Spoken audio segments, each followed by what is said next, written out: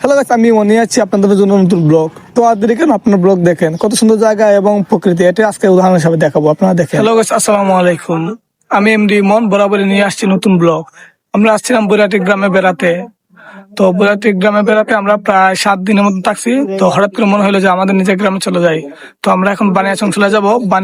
বানিয়াচং যাওয়ার পথে বৈরাটির দৃশ্যগুলো দেখাবো। তো আপনারা উপভোগ করুন বৈরাটির দৃশ্যগুলা, অনেক সুন্দর জায়গা একটা, আপনারা দেখেন।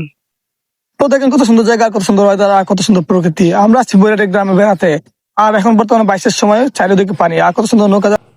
এই যে দেখেন আমার পিছনে আমার ড্রাইভার, আমার ছোট ভাই একজন পিছনে আছে। তো সবাই আমার ব্লগ দিয়ে হাসতেছে, আর আমার সামনে আছে অনেক মানুষগুলা, কিন্তু তারা দেখে হাসতেছে, কিন্তু আমার কিছু করার নেই। আপনাদের নতুন ব্লগের জন্য আমি সবসময় পার করতে রাজি আছি। কিন্তু দেখেন কত সুন্দর ওয়েদার, কত সুন্দর প্রকৃতি। এই যে আমাদের সামনে একটা নৌকা চলে যাচ্ছে, এই নৌকাটার মধ্যে ছিল অনেক মহিলা এবং অনেক পুরুষ।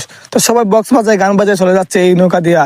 তো অনেক সুন্দর জায়গাটা, দেখতেও খুব ভালো লাগতেছে। চারিদিকে দেখেন শুধু পানি আর পানি, আর চারিদিকে গাছপালা দেখেন কত সুন্দর, আর কত সুন্দর ওয়েদার। তো আর কি করা, আপনারা প্রকৃতি উপভোগ করুন।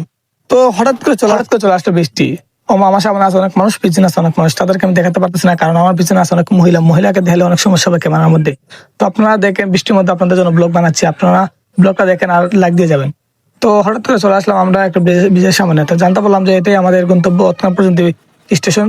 তো এখন নৌকা এখানে আটকাবে, তারপর আমরা যেতে পারবো না।